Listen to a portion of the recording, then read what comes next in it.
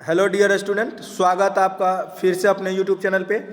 आज जो ये आपका सेशन चल रहा है ये है बिहार दरोगा में जितना भी केमिस्ट्री का क्वेश्चन पूछा गया है, ये केमिस्ट्री का क्वेश्चन बिहार दरोगा का है। चलिए स्टार्ट करते हैं आज का सेशन। सफ़ेद फॉस्फोरस का आकार कैसा होता है? सफ़ेद फॉस्फोरस का जो आकार होता है वो चतुष्फलकीय होता है। कैसा होता है? चतुष्फलकीय। उसके बाद है मार्स गैस निम्नलिखित में से कौन सी है? तो मार्स गैस जो है मीथेन है। मार्स गैस के नाम से किसे जाना जाता है? मीथेन को। उसके बाद है धुआं कैसे बनता है? तो धुआं जो है गैस में ठोस है, गैस में ठोस। उसके बाद है निम्न में से कौन सा खाने के नमक के नाम से जाना जाता है? वो है NaCl। कौन सा हो जाएगा? NaCl। उसके बाद है शुष्क बर्फ क्या है?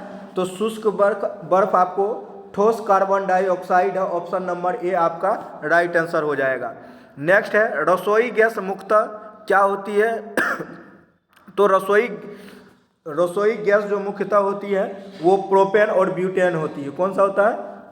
प्रोपेन और ब्यूटेन।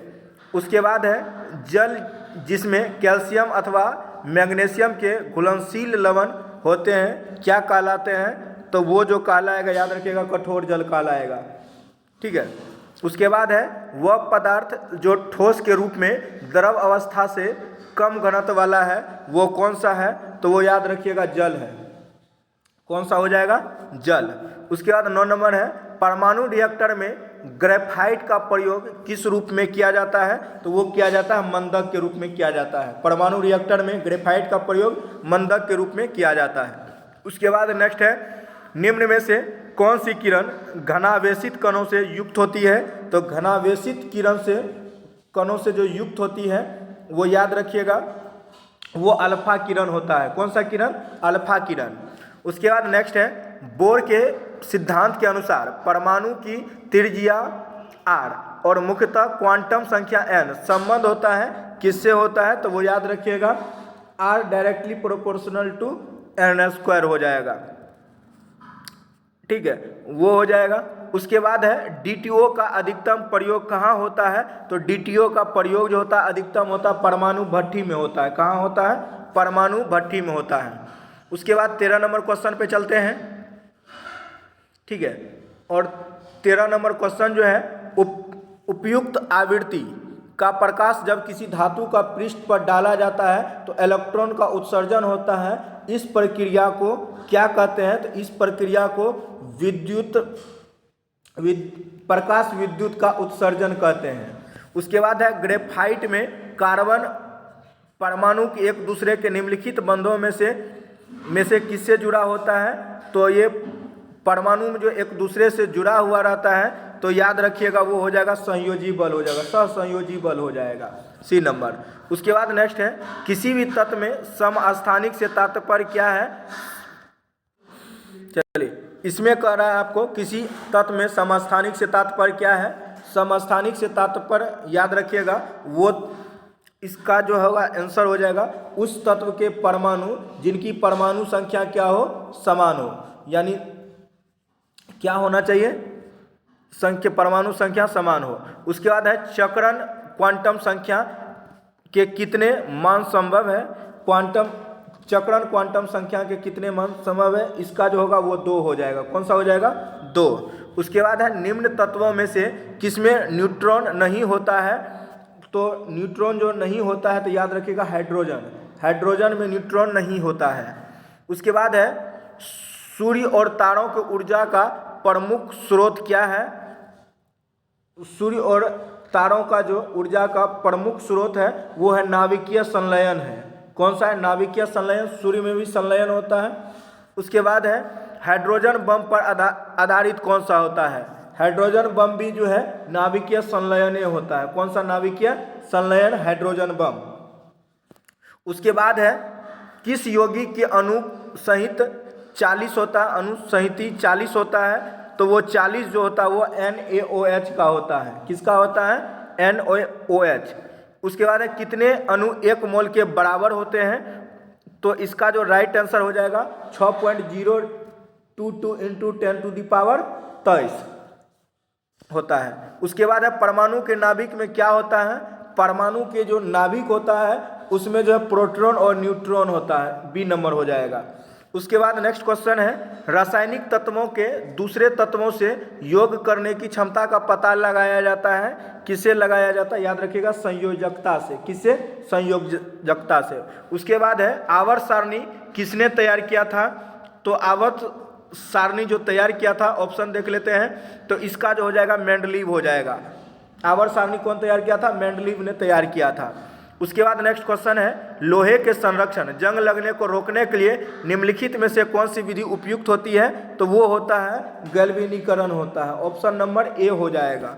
उसके बाद नेक्स्ट क्वेश्चन है, 2H2O + O2 यानी 2SO3 उष्णप्रेक्षी अभिक्रिया है, ये कौन सा इसमें हो जाएगा? तो इसमें जो हो जाएगा 26 नंबर वो हो जाएगा उच्च दाब उत्प्रेरक और निम्न ताप हो जाएगा। उसके बाद दूध को दही में परिवर्तित करने वाले बैक्टीरिया को क्या कहते हैं? लैक्टो एसिड बैक्टीरिया, ए नंबर हो जाएगा।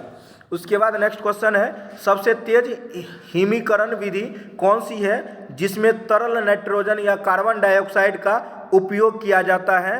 तो वो आपको हो जाएगा स्प्रे फ्रीजिंग हो जाएगा, स्प्रे फ्रीजिंग हो जाएगा, ऑप्शन नंबर डी हो जाएगा।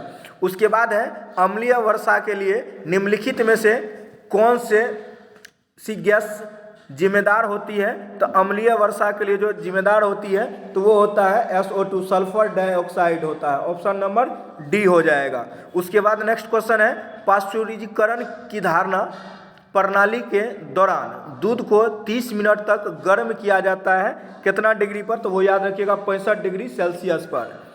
उसके बाद है, H2O की संरचना कौन सी होगा? तो H2O का जो संरचना होगा वो ये आपको ये वाला हो जाएगा H2O, ठीक है, बी नंबर हो जाएगा। उसके बाद नेक्स्ट क्वेश्चन है, डाइथाइल ईथर को अंधेरे में रखने पर Cl2 की उपस्थिति में कौन सा यौगिक बनाएगा? तो वो रासायनिक जो बनेगा वो याद रखिएगा ई वाला बनेगा, CH3 CHOH का Cl और उसका CH वाला ई वाला बनेगा। और इसके बाद इधर ऑप्शन दिया हुआ आपको डी नंबर, इसका ऑप्शन सही हो जाएगा। उसके बाद 33 नंबर में, फॉर्मल्डिहाइड तथा KOH अभिक्रिया करके मिथेनॉल तथा पोटेशियम फॉर्मेट बनाती है, इस अभिक्रिया को क्या कहते हैं? तो इस अभिक्रिया को जो कहते हैं वो हो जाएगा केनिजारो अभिक्रिया होता है। कौन सा? केनिजारो अभिक्रिया। उसके बाद है, लेकलासी सेल में विद्युल्लवक के लिए उपयुक्त कौन सा चीज होता है? तो वो जो होगा वो होगा मैग्नीज डाइऑक्साइड हो जाएगा, ऑप्शन नंबर डी हो जाएगा। उसके बाद 35 नंबर क्वेश्चन पे चलते हैं, और 35 नंबर क्वेश्चन जो है आपका 50 लीटर की एक मिश्रण में जिसमें पानी के साथ 20% अल्कोहल है और 10 लीटर पानी मिलाया जाता है, अब अल्कोहल की सांद्रता कितनी होगी? तो ये जो इसका जो सांद्रता होगा 16.2/3 यानी फ्रैक्शन में 1/6 हो जाएगा इसका, ठीक है। तो सांद्रता जो ज्ञात करेगा 1/6 हो जाएगा, ठीक है। उसके बाद नेक्स्ट क्वेश्चन है, लोहे को जंग से बचाने के लिए किसका लेप लगाया जाता है? तो ये जो लेप लगाया जाता है याद रखिएगा जस्ता का लेप लगाया जाता है। उसके बाद है, वनस्पति घी बनाने में प्रयुक्त प्रक्रिया कौन सा है? तो वो प्रयुक्त प्रक्रिया जो है हाइड्रोजनीकरण है, ठीक है। वनस्पति घी बनाने के लिए हाइड्रोजनीकरण होता है। उसके बाद है, रिक्त स्थान को पूर्ति कीजिए, 38 नंबर का है, CH4 + O2 डैश, उसके बाद प्लस उष्मा देगा तो वो कौन सा बनेगा? तो वो जो बनेगा वो बनेगा CO2 + H2O बनेगा, ठीक है, CO2 + H2O। उसके बाद है, नीचे दिया गया अभिक्रिया है AlO6HCl, उसके बाद 2AlCl3 है, तो इसका जो बनेगा तो वो बन जाएगा आपको 2H2O बनेगा। कौन बनेगा? 2H2O। उसके बाद है, निम्नलिखित में से कौन सी प्रक्रिया वाष्प को सीधे ठोस में परिवर्तित करती है? यानी वाष्प को जो सीधे ठोस में जो परिवर्तन करता है वो आपका राइट आंसर हो जाएगा निक्षेपण हो जाएगा। कौन सा हो जाएगा? निक्षेपण। उसके बाद निम्नलिखित में से कौन सा कथन सही नहीं है? जो इसमें जो कथन आपको ऑप्शन दिया हुआ है, इथेनॉल कमरे के ताप पर तरल होता है, इथेनॉल को सामान्यतः अल्कोहल कहते हैं, एथेनॉल टिक्चर आयोडीन में इस्तेमाल होता है, एथेनॉल जल में घुलता नहीं है। इसका जो राइट आंसर हो जाएगा वो आपको एथेनॉल को समानता अल्कोहल कहते हैं, ये वाला गलत है आपको, ठीक है। उसके बाद है, निम्न में से कौन सा हाइड्रोजन का समस्थानिक उदाहरण नहीं है? तो वो जो उदाहरण आपका दिया हुआ वो है इटीरियम है। कौन सा नहीं है? इटीरियम। ठीक है। उसके बाद है निम्नलिखित में से कौन सा कारक अभिक्रिया दर पर कोई प्रभाव नहीं डालता है? तो वो आपका इसका जो राइट आंसर हो जाएगा वो हो जाएगा इंथैल्पी में परिवर्तन। उसके बाद नेक्स्ट क्वेश्चन है निम्नलिखित में से कौन सा एक रासायनिक परिवर्तन का उदाहरण है? और रासायनिक परिवर्तन का उदाहरण जो आपको है कागज का जलना है। कागज का जलना रासायनिक परिवर्तन का उदाहरण है। उसके बाद नेक्स्ट क्वेश्चन है 44 तक है, ठीक है, 45 तक। और नेक्स्ट क्लास के क्वेश्चन में जो है आपको टोटल सब मिला के जितना क्वेश्चन प्रीवियस ईयर का केमिस्ट्री से पूछा गया है बिहार दरोगा में, वो सारे क्वेश्चन नेक्स्ट पार्ट के वीडियो में आपको कंप्लीट करा दिया जाएगा। फिलहाल इस वीडियो में इतना ही। तब तक के लिए thank you so much for watching this video.